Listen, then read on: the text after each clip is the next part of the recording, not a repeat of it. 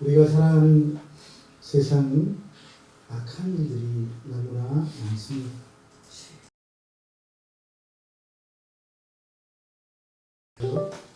미움과 시기, 갈등과 다툼, 속임과 수탈, 억압과 착취에 이르기까지 지구촌 곳곳에서 악한 일들이 지금도 일어나고 있습니다.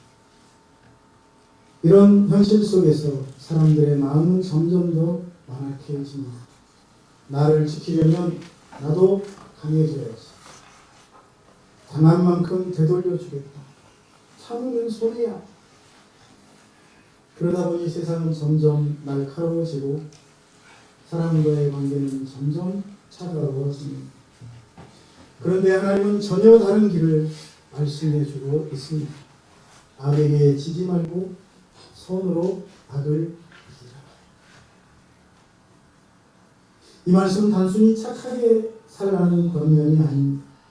악의 흐름을 끊고 하나님이 말씀하신 삶의 방식을 가지고 승리하라는 말씀인 줄로 믿습니다. 그렇습니다. 저와 여러분은 악한 세상에 끌려다니는 사람이 아니라 하나님의 방법으로 악을 이기는 사람으로 부름받은 줄로 믿습니다. 그렇다면 우리가 어떻게 악을 이길 수 있습니까? 악을 이기는 첫 번째 방법은 축복하는 것입니다. 따라합시다. 축복하자. 축복하는 것이 악을 이기는 길이라는 사실입니다. 그래서 14절 너희를 박해하는 자를 축복하고 저주하지. 사람이 상처를 받으면 본능적으로 되돌아파 주고자 하는 마음이 있습니다. 나를 힘들게 한 사람을 보면 얼굴이 좋지 않아지고 미워하는 마음이 끌어오고 같은 방식으로 되돌려주고 싶어지죠. 특별히 말로 인한 상처는 더 깊고 오래갑니다. 무심코 던진 말 한마디 때문에 밤잠을 이루지 못하기도 하고 가까운 사람의 차가운 말 마음이 무너질 때도 있습니다. 그럴 때 사람들은 다짐하죠. 나도 똑같이 갚아주마. 때를 기다리는 사람들이 많습니다. 나도 가만히 있지 않겠어. 그런데 그렇게 악을 악으로 갚기 시작하면 결국 자기 마음도 악해집니다. 거칠어집니다. 미움을 품으면 자신의 영혼이 먼저 말라가고 분노를 붙들고 있으면 그 마음의 평안이 사라지는 것입니다. 그래서 악은 단지 상대방을 무너뜨리는 것이 아니라 그 자신의 내면에 들어와서 그 마음을 어둡게 만들고 그 마음을 악하게 만들고 결국 무너뜨리는 것입니다. 그래서 하나님은 말씀하십니다. 축복하라. 축복하고 저주하지. 물론 이 말씀은 쉬운 말씀이 아닙니다. 나를 좋아하는 사람을 축복하는 것 어렵지 않지요. 잘해주는 사람에게 좋은 말 하는 것, 친절을 베푸는 것 어렵지 않습니다. 그런데 나를 힘들게 한 사람, 나를 아프게 한 사람, 내게 고통을 가한 사람을 축복한다는 것, 사기치고 입을 싹 닦아버리고 무슨 일이 있었냐는 듯 거짓말하는 사람을 축복한다는 것, 우리 힘으로는 쉽지 않습니다. 그래서 바로 그렇기 때문에 원수를 축복한다는 것은 예의가 아니라 믿음인 것이고 믿음에서 나오는 열매라는 사실을 믿으시기를 축복합니다. 육신의 감정이 이끄는 대로 반응하지 아니하고 하나님의 말씀과 뜻대로 반응하는 것, 그것이 바로 축복인 줄로 믿습니다. 내 안에서는 미워하고 싶은 마음이 가득하지만 기도하기로, 그를 위하여 기도하기로 선택하는 것입니다. 내 안에서는 다시는 그 얼굴을 보고 싶지 않은 마음이 가득하지만 그래도 그를 사랑하려고 애쓰는 것입니다. 그것이 바로 성도의 삶이어야 합니다. 우리 예수님께서 그렇게 사셨습니다. 예수님은 아무 죄도 없으셨지만 사람들에게 조롱을 당하셨고 버림을 받으셨고 십자가에 못 박히셨습니다. 예수님이 십자가에 달리시자 사람들이 조롱이 쏟아집니다. 네가 하나님의 아들이라며 내려와봐. 우리를 구원해? 어디 너 자신부터 구원해봐. 그러나 예수님은 그 조롱하는 자들을 저주하지 않으셨습니다. 그들을 향하여 분노하지 않으셨습니다. 욕하지 않으셨습니다. 복수하지 않으셨습니다. 오히려 예수님은 그들을 향하여 이렇게 기도하십니다. 아버지여, 저들을 사하여 주옵소서. 자기들이 하는 것을 알지 못하. 얼마나 놀라운 모습입니까? 예수님은 악보다 더 큰 힘으로 누르려 하지 않으셨습니다. 사랑으로 덮으신 것입니다. 용서로 그 악을 정복하신 줄로 믿습니다. 그리고 주님은 이제 저와 여러분에게 바로 그 길을 따라오라고 말씀하고 있습니다. 원수를 축복하는 일, 쉽지 않은 일일 것입니다. 상처가 깊을수록 어렵고 억울함이 깊을수록 힘듭니다. 그러나 입을 열어 축복하기 시작할 때 하나님은 우리의 마음을 바꾸어 주십니다. 처음에는 억지로 그를 위해 기도하지만 기도하다 보면 미움이 조금씩 녹아내릴 것입니다. 처음에는 입술로만 축복했지만 하나님은 그 입술을 통해 여러분의 마음까지도 변화시켜 주실 것입니다. 그래서 축복은 상대를 위한 일이 아니고 자기 자신의 영혼을 위한 일입니다. 미움을 붙들면 내가 무너지지만 축복하기 시작하면 내 마음에 하나님 주시는 평강이 가득할 줄로 믿습니다. 사탄은 그래서 계속해서 미워하라고 말합니다. 또 똑같이 하라고 말합니다. 끊어버리라고 말합니다. 괴롭혀주라고 부탁입니다. 그러나 속지 마십시오. 그것은 성령님의 음성이 아닙니다. 성령님은 말씀하십니다. 축복하라. 원수도 축복하라. 축복이란 영적 전장에서 승리하는 가장 강력한 무기라는 사실을 믿으시기를 축원합니다. 부부 사이에서도 부모와 자녀 사이에서 상처 주는 말이 오갈 때가 있습니다. 자존심 상했다고 같이 화내면 갈등은 더 커질 것입니다. 그러나 한 사람이 축복의 말을 선택하면 분위기가 달라지죠. 교회도 마찬가지 아니겠습니까? 교회는 완벽한 사람, 성숙한 사람들만 모인 곳이 아니기 때문에 때로는 섭섭한 일도, 때로는 오해가 쌓일 만한 일도 생겨납니다. 그럴 때 비난과 판단을 선택한다면 공동체가 무너지지만 축복과 덕을 세우는 말을 선택하면 공동체가 살아가게 될 줄로 믿습니다. 그래서 바울은 외칩니다. 축복하고 저주하지 말라. 사랑하는 여러분, 악은 미움으로 이길 수 없습니다. 저주는 또 다른 저주를 낳을 뿐입니다. 그러나 축복은 바로 그 악을 멈추게 할 수 있습니다. 악의 흐름을 끊어버릴 수 있습니다. 성도는 세상 사람들처럼 반응하는 사람이 아닙니다. 하나님의 말씀으로 반응하는 사람이요, 하나님의 말씀을 따라 행하는 사람이어야 합니다. 우리도 이 한 주간 축복함으로, 원수를 사랑함으로 악을 이기는 성도들이 될 수 있기를 축원합니다. 다음으로 악을 이길 수 있는 방법은 선을 베푸는 것입니다. 따라합시다. 선을 베푼다. 선을 베푸는 것이 악을 이기는 길이라는 사실입니다. 그래서 20절, 내 원수가 줄이거든 먹이고 목마르거든 마시게 하라. 사람의 본능은 상처받으면 거리를 두고 싶어 하고 더 나아가면 똑같이 복수해 주는 것입니다. 어디 두고 보세요. 기흠한 노래입니다. 그런 사람과의 관계를 완전히 정리하고 싶어 합니다. 그런 마음이 드는 것은 자연스럽습니다. 그런데 오늘 말씀은 그런 우리의 본능과는 정반대의 말씀을 하고 있다는 사실입니다. 네 원수가 줄이거든 목마르거든 마시되. 이 말씀은 단순히 착하게 살라는 도덕적 권면이 아닙니다. 오해하지 마십시오. 복수하지 말라는 그런 수준의 말씀도 아닙니다. 하나님은 지금 저와 여러분에게 더 깊은 차원의 삶을 보여주고 있습니다. 그리고 그 삶으로 저와 여러분을 이끌고 계십니다. 악을 악으로 다루는 삶이 아닙니다.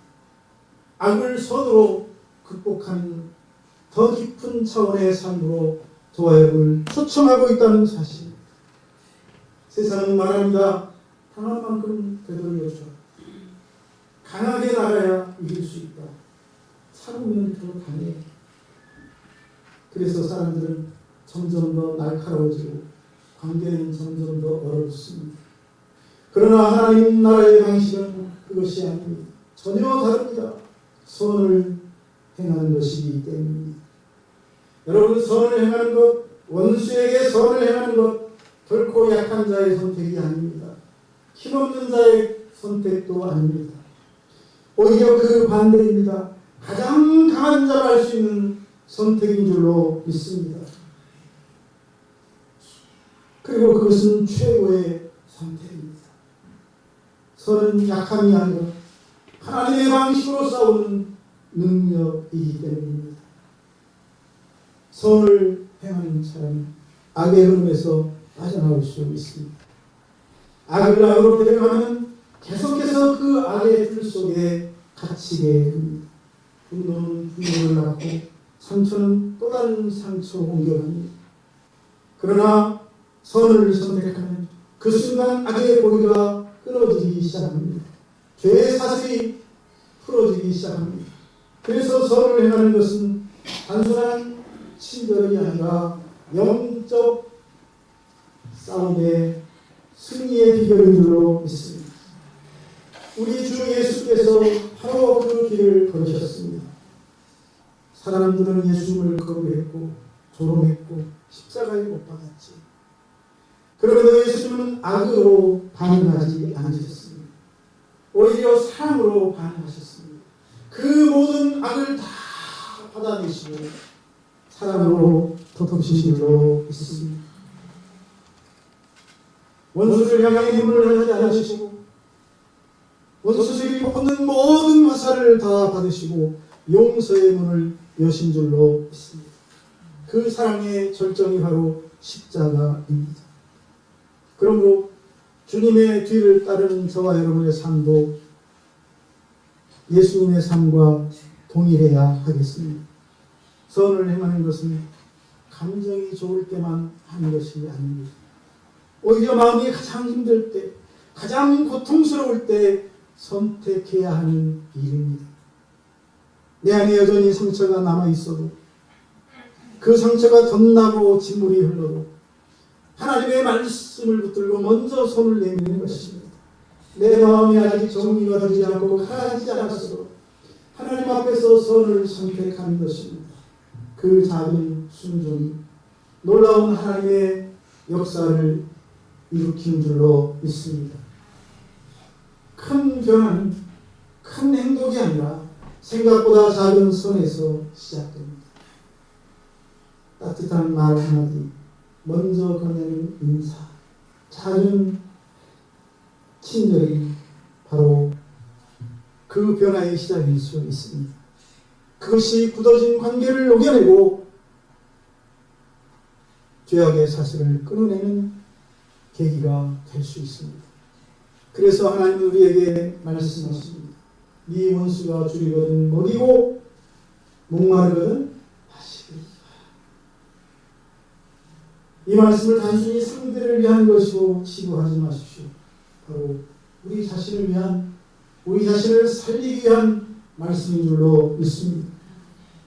선을 행하면 처음에는 손해본 것처럼 보입니다. 나만 끊임없이 베푸니 억울하게 느껴질 수도 있을 것입니다. 왜 내가 숙여야 하는가 자존심이 상한 생각도 들 수 있습니다. 그러나 하나님은 그 선을 헛되게 버려두지 않으실 것입니다.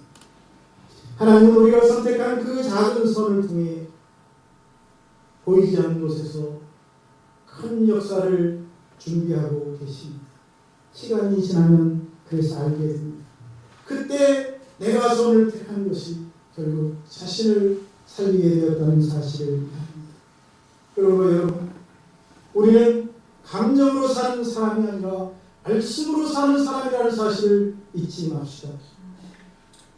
감정대로 분노로 즉각 반응하는 사람이 아니라 하나님의 말씀으로 반응하는 삶을 이 한 주간도 살아가면서 하나님의 영광 드러낼 수 있기를 주의 이름으로 축복합니다. 그 길이 악을 이기는 길입니다. 마지막으로 악을 이기는 또 다른 길은 함께하는 것입니다. 함께하는 것이 악을 이기는 길이라는 사실. 15절과 16절 즐거워하는 자들과 함께 즐거워하고 우는 자들과 함께 우리라. 하나님 상처를 받을 때 가장 먼저 무너진 것이 깨어진 것이 무엇입니까? 관계죠. 가장 먼저 파괴되는 것이 관계입니다. 마음이 아프니 그 사람을 피하게 되고 대화를 단절하게 되고 억울한 일을 당하니 마음을 닫게 되고 따로 있고 싶어합니다.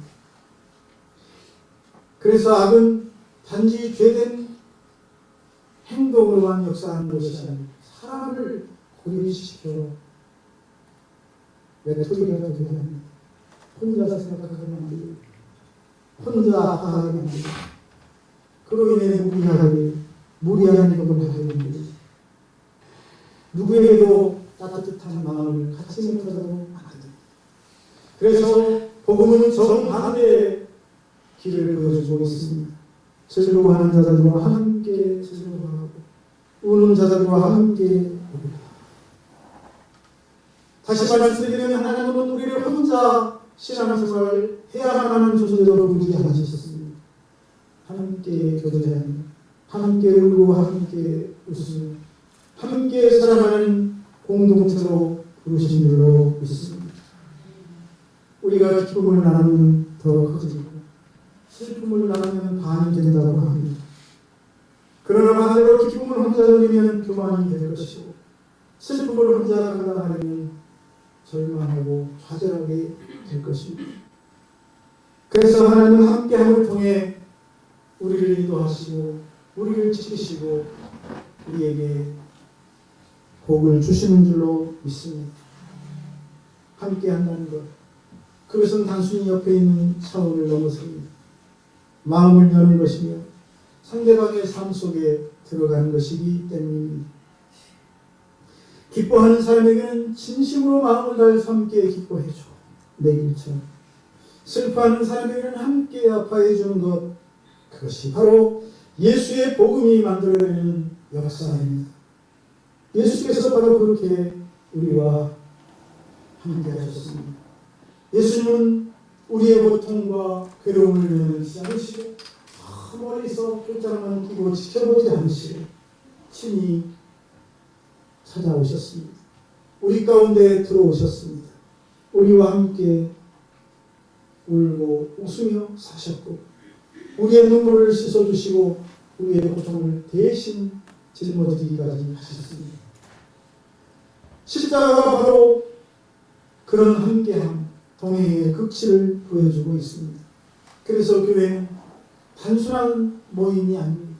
세상 단체와 다른 모임입니다. 같은 장소에 모인 사람들이 아니라 서로의 삶을 함께 나누고 짊어지는 공동체이기 때문입니다. 그러나 사단은 이것을 무너뜨리고 악은 이것을 깨뜨리려 합니다. 서로가 서로를 비교하게 만들고 서로가 서로를 옳고 그르를 판단하게 만들고 그래서 서로의 관계를 어색하고 멀어지게 합니다. 저 사람 왜 저럴까? 차라리 나 혼자 신앙생활하는 게 낫겠다. 여러분, 이런 생각이 쌓이면 공동체의 사랑은 식어집니다.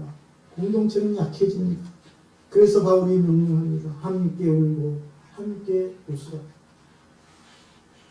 이것은 단순히 감정을 절제하고 그래서 공동체를 혼란스럽게 하지 말라는 차원이 아니라 악을 끊는 최고의 영적 선택이라는 사실입니다. 함께 웃어주는 순간 차별하는 마음이 사라지게 될 것입니다.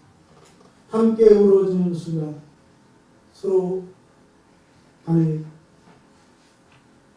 가로막고 있던 벽이 무너지게 될 것입니다.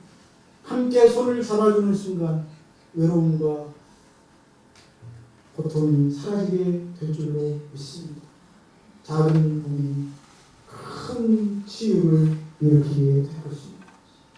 누군가 옆에 있어주는 것, 아무 말 없이 들어주는 것, 그 자리를 떠나지 않는 것, 그것이 공동체를 세우고 사람을 살립니다. 그래서 교회는 완벽한 사람들이 모인 것이 아니라 연약한 자들이 모여 서로의 연약함을 함께 나누고 짊어지는 것인 줄로 믿습니다. 그래서 성도는 혼자 서 있는 사람이 아닙니다. 함께 서 있는 사람입니다. 그 함께함이 악이 만든 고립과 분열을 깨뜨리게 될 것입니다. 그러므로 우리가 함께하면 악의 전략을 무너뜨리는 것임을 믿고 저와 여러분이 한 주 안으로 함께 웃고 함께 웃으며 아름다운 사랑의 공동체를 더 든든하게 세워갈 수 있기를 주의 이름으로 축원합니다.